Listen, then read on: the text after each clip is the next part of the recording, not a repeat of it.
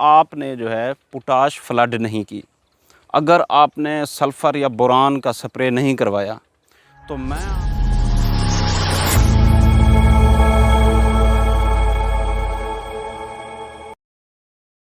अस्सलाम वालेकुम मेरे किसान भाइयों।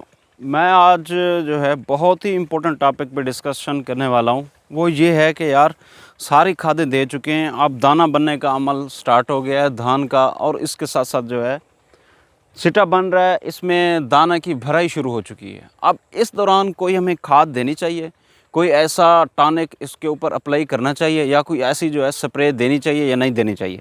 तो मेरे भाइयों, अगर आपने जो है पोटाश फ्लड नहीं की, अगर आपने सल्फ़र या बोरान का स्प्रे नहीं करवाया, तो मैं आपको ये रिकमेंड करूँगा कि आप पोटाश अभी तक आप अगर फ्लड नहीं कर चुके तो आप फ्लड कर सकते हैं। यही टाइम है और ये बेस्ट टाइम है।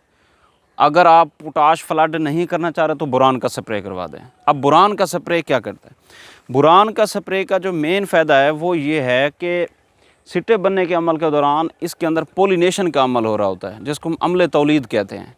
उसमें क्या है कि आपस में मिलाप होता है, सिट्टे का नर और मादा सिट्टे का मिलाप होता है, जिसके नतीजे में दाना बनता है।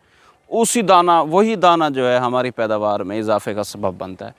तो ये चीज़ जो है इंतहाई ज़रूरी है। अगर अभी तक आप लोगों ने अपनी फसल के ऊपर पोटाश फ्लड नहीं की या बोरान का स्प्रे नहीं करवाया, तो बग़ैर किसी हेजिटेशन के, बग़ैर किसी हिचकिचाहट के आप इसमें बोरान का स्प्रे करवा सकते हैं। बोरान अच्छी कंपनी का, बोरान पोलिनेशन में जो है अहम किरदार अदा करता है, और क्या करता है कि आपकी पैदावार पे जो है डायरेक्ट असर डालता है।